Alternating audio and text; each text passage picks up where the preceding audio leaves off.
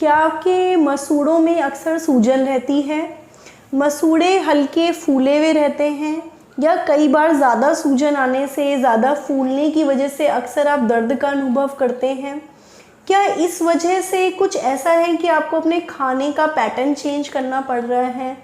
आप ज़्यादातर soft food की तरफ ही आकर्षित होते हैं और हार्ड फूड से बचना चाहते हैं। ऐसा तो नहीं है एप्पल या गुआवा खाते हुए जब आप बाइट करते हैं तो ब्लड तक उसमें आ जाता है, जिसकी वजह से आपको एक शर्म फील होती है? अगर ऐसा है तो my dear friends, this video is for you. Myself doctor Pooja Agarwal and today we are going to discuss regarding the swelling in gums.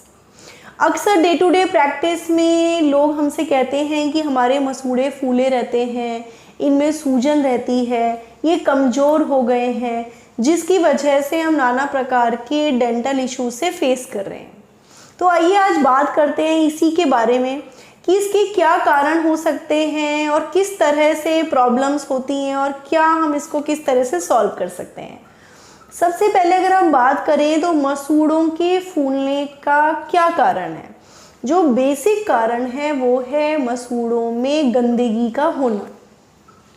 Friends, let me tell you very clear, ऐसा नहीं है कि केवल हमारे दांत ही गंदे होते हैं, हम डॉक्टर के पास गए, हमने साफ़ करा लिया और हमारा काम ख़त्म हो गया। It's not like that. जब बहुत टाइम तक आपके दांत गंदे रहते हैं तो वो गंदगी धीरे धीरे मसूड़ों के अंदर तक चली जाती है और डीपली पेनिट्रेट हो जाती है, जिसकी वजह से मसूड़ों में भी डिपॉजिशन या गंदगी रहने लगती है। ब्लड सप्लाई हैम्पर होने लगती है, उसकी टाइटनिंग चली जाती है और मसूड़ों की टाइटनिंग जाने की वजह से मसूड़े ढीले पड़ जाते हैं और उनमें सूजन आ जाती है या वो फूलने लगते हैं।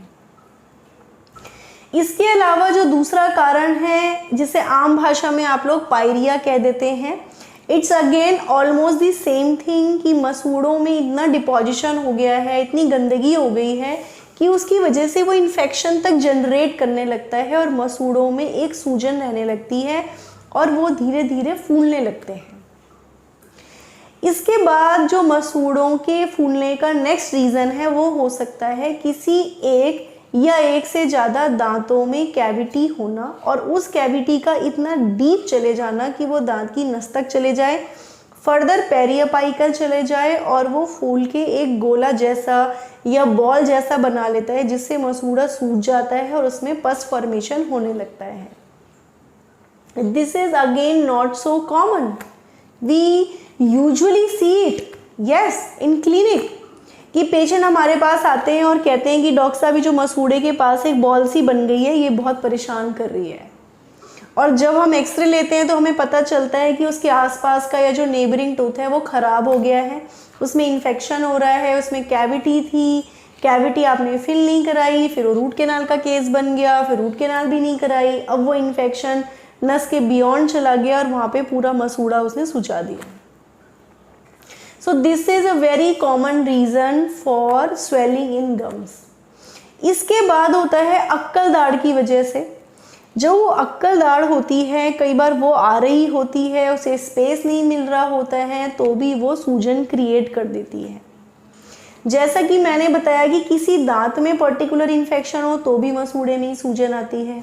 अगर थर्ड मोलर, विजडम टूथ, अक्कल दाढ़ आ रहा है, उसे स्पेस नहीं मिल रहा है तो भी कई बार मसूड़ों में सूजन हो जाती है।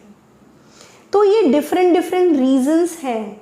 कई बार जेनेटिक या हेरिडिटरी भी होती है कि किसी को पेरिडोंटाइटिस का प्रॉब्लम है। फ्रेंड्स, पेरिडोंटाइटिस मीन्स दांतों के पेरीफ्री, पेरिडोंटाइटिस यानी कि दांत के पेरीफ्री, चारों तरफ की जो स्ट्रक्चर हैं उनमें इन्फेक्शन हो जाता है या उनकी वो हेल्थ रिटेन नहीं रहती, जिसकी वजह से मसूड़े ढीले पड़ जाते हैं और उनमें इन्फेक्शन जनरेट होता है और उनमें स्वेलिंग आती है। विटामिन सी की बहुत ज़्यादा कमी से भी देखा गया है कि मसूड़ों में से ब्लड आना या फिर धीरे धीरे मसूड़ों का कमज़ोर पड़ जाना और फिर मसूड़ों का या गम्स का स्वेलअप कर जाना, ये अक्सर हमने डे टू डे प्रैक्टिस में देखा है। तो this is again one of the reason.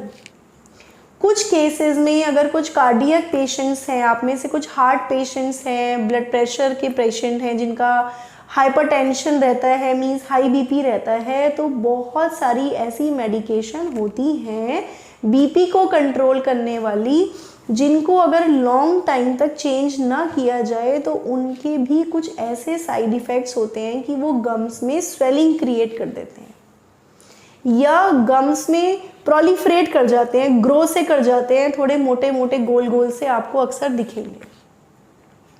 उसके लिए आपको अपने कार्डियक फिजिशियन से बात करके मेडिसिन थोड़ा थोड़ा टाइम पे चेंज करना अच्छा रहता है। इसके अलावा स्वेलिंग गम्स का एक रीज़न प्रेगनेंसी भी हो सकता है। कई केसेस में हमने देखा है कि प्रेगनेंसी में जब ईस्ट्रोजन हार्मोन शूट अप करता है उस समय लेडीज़ को अक्सर गम्स में इन्फेक्शन, स्वेलिंग गम्स या पायोजेनिक ग्रैनुलोमा वगैरह की प्रॉब्लम रहती है, जिसमें गम्स काफ़ी मोटे और स्वेलअप कर जाते हैं, प्रोलिफरेट कर जाते हैं, गोल गोल मोटे मोटे हो जाते हैं।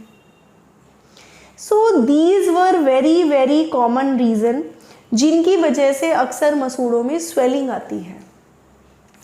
इन सबको सॉल्व करने के लिए सबसे पहले आपको क्या ध्यान रखना है? Oral hygiene.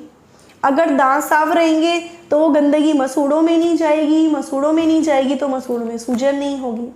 दूसरा है, अगर दांत में कैविटी का प्रॉब्लम नहीं होगा या कैविटी का प्रॉब्लम होने पर समय से उसका ट्रीटमेंट कराया जाए, वेदर फिलिंग या रूट कैनाल, तो वो फर्दर आगे फैलेगा नहीं, तो वो प्रॉब्लम नहीं करेगा, तो गम्स में स्वेलिंग नहीं होगी।